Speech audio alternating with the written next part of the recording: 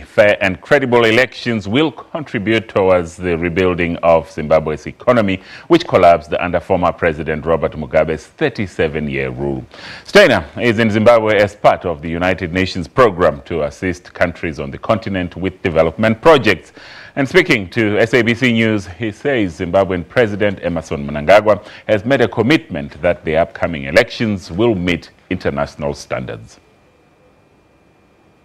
I visited a voter registration booth where the Zimbabwe Electoral Commission was conducting the biometric registration. Right now, I would say we are very pleased that this new technology has been so well introduced and adapted that over 5 million voters are already registered.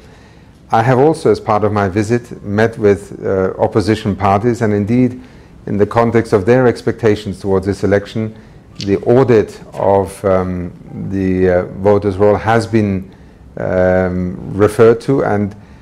I have encouraged the opposition to raise this directly with the government, because at the end of the day this is a Zimbabwean election conducted by Zimbabweans where outsiders can provide technical support, advisory support,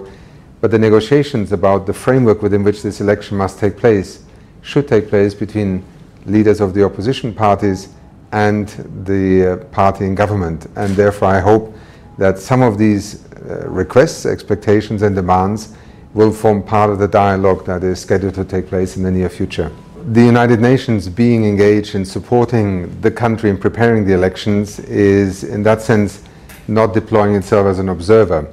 But I'm aware that the African Union, the Southern African Development Community, the European Union are considering and preparing, deploying election observers, and indeed the President of Zimbabwe has invited other outside entities to come to Zimbabwe and observe the elections. So I think from our point of view, our contribution lies more in this moment right now, where the biometric voter registration, the voters' roll, voters' education, but also the electoral laws and its alignment with the Constitution are a key priority for creating the conditions for the election to succeed in the way that the President has declared them to happen.